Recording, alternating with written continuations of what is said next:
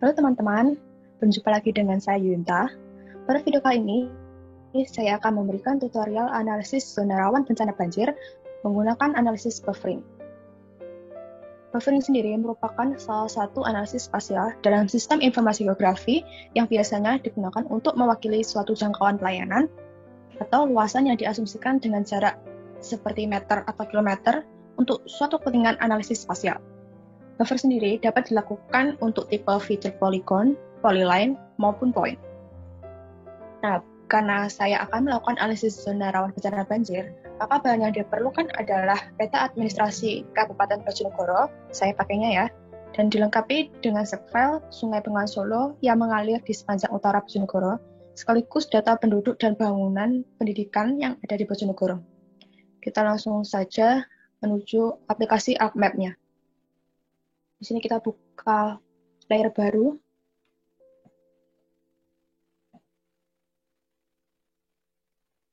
Kita add datanya. Pakai administrasi desa, lalu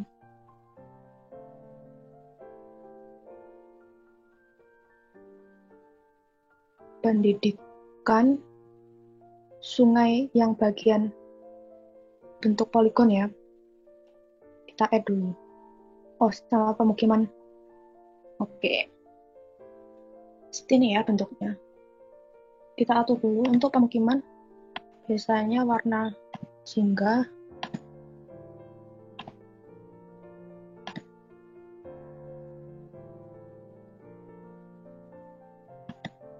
Untuk sungai warna biru. Oke, seperti ini.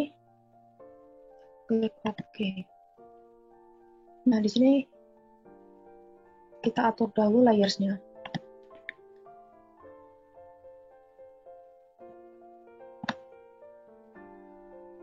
Menggunakan Projected Coordinate System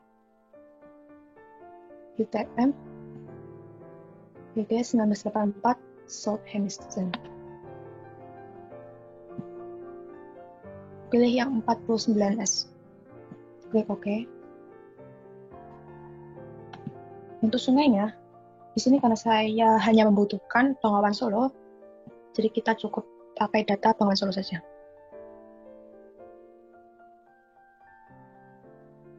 Simbol key. Kita add all value, tapi hanya pilih Bengawan Solo yang ini. Lainnya kita remove saja. Warnanya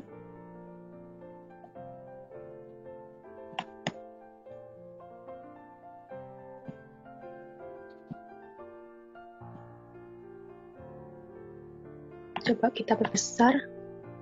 Lihat. Nah, di sini sudah terlihat ya, Sungai Bengawan Solo yang mengalir di wilayah utara Kabupaten Bojonegoro.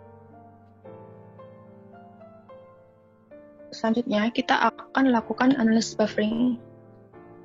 Kita search buffer. Pilih buffer analysis.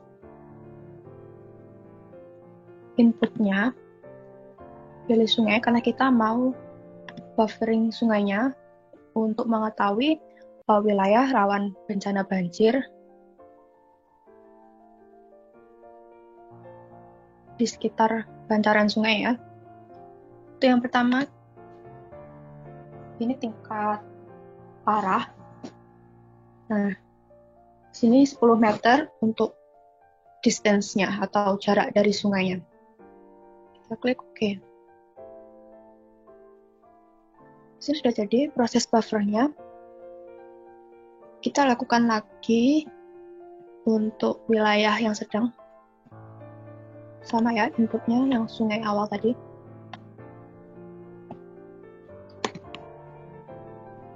Untuk jaraknya dibuat 30 meter. Untuk yang ketiga, ini ringan. Dengan jarak 50 meter. Di sini karena parah, jadi kita pakai warna merah yang Mars Red.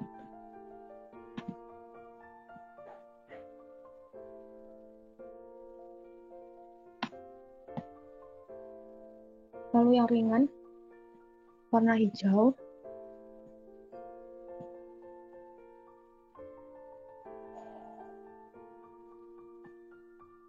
Seperti ini.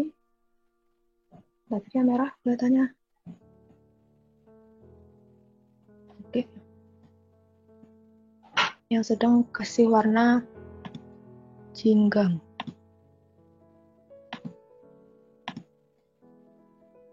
Coba kita perbesar. Nah, sudah jadi ya. Untuk pendidikan kita atur dahulu warna merah seperti ini. Size-nya 10. Oh, terlalu besar. Coba kita perkecil.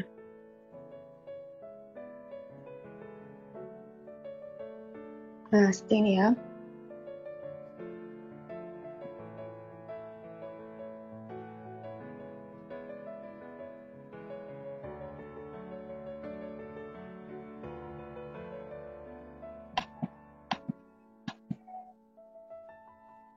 Nah, kita dapat lihat bahwa di penduduk ini, pemukiman, sudah berada di zona rawan bencana, rendah, dan sedang.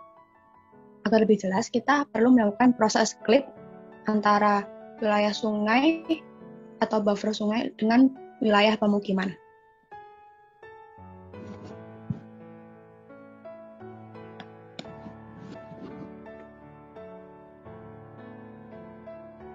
Pilih klip analisis.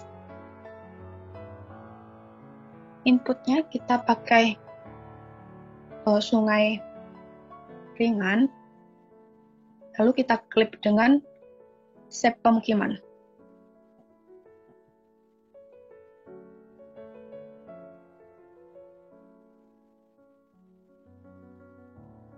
Nah, bisa terlihat ada wilayah yang terpotong ini, berarti menunjukkan wilayah pemukiman tersebut termasuk dalam zona ringan rawan bencana banjir dari Bengawan Solo.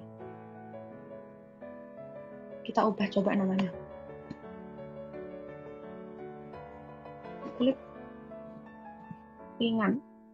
Kita juga lakukan klip pada wilayah sedang dan parah. Sama input dan klipnya pemukiman.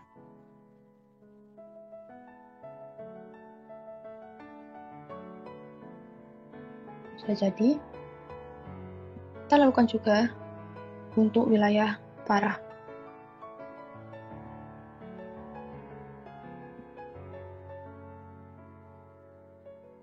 Seperti ini ya.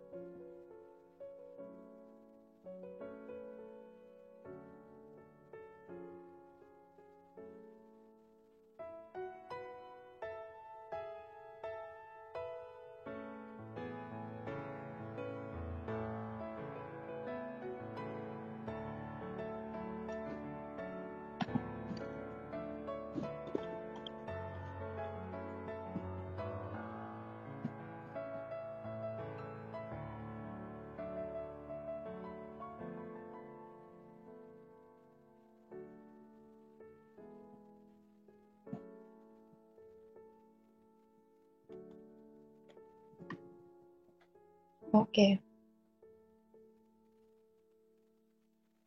Nah, ternyata di wilayah Bojonegoro ini cukup banyak juga pemukiman yang dibangun di bantaran sungai, tepatnya berada di zona rawan bencana ringan, sedang, dan parah.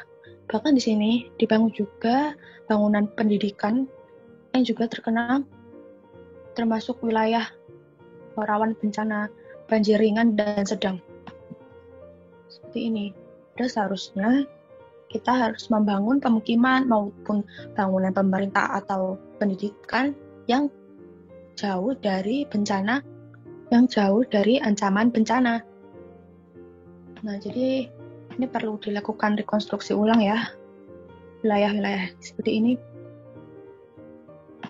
Jadi seperti itulah fungsi dari buffering. Kita juga bisa melakukan proses buffering untuk pemerintah untuk menganalisis harga tanah yang ada di sekitar bangunan pemerintah tersebut. Misal kita tambah data lagi. Pemerintahan ini ya. Coba kita add. Diatur dulu simbolnya. Saya buat square warna hijau. Oh, atau ungu ya. Size-nya 10. Terlalu besar. Seperti ini ya. Berikutnya kita lakukan buffering juga.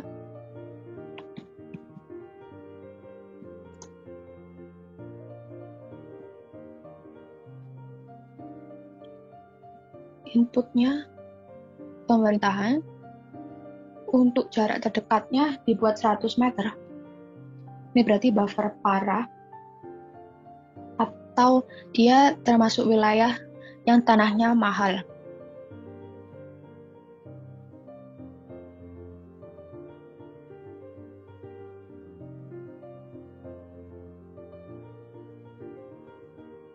Ya, seperti ini. Coba kita atur ya, warnanya sama, merah, tanpa outline. Oke.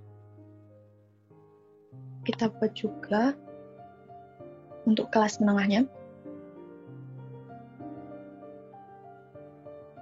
Jaraknya 500 meter. Nah, ini beri warna kuning saja.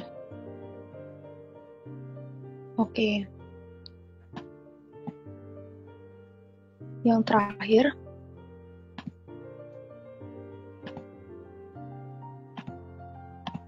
dengan jarak 1000 meter itu berarti wilayahnya cukup jauh dari pemerintahan dan harga tanahnya tentu lebih murah dibanding wilayah zona merah ini. Ya, seperti ini. Warna hijau ya.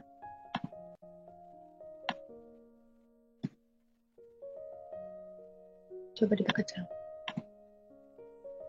Nah, jadi ini sangat banyak sekali contoh dari pusat pemerintahan yang ada di Bojonegoro. Jadi seperti itulah ya teman-teman, proses buffering ini dapat dimanfaatkan untuk berbagai macam analisis, seperti analisis rawan bencana, seperti yang saya lakukan tadi, yang menggunakan data sungai, dan bisa untuk menganalisis cakupan wilayah untuk harga tanah seperti itu, yang dekat dengan pusat pemerintahan, atau dengan pusat pendidikan maupun pusat kesehatan. Seperti itu. Baik, sekian tutorial yang dapat saya berikan. Terima kasih.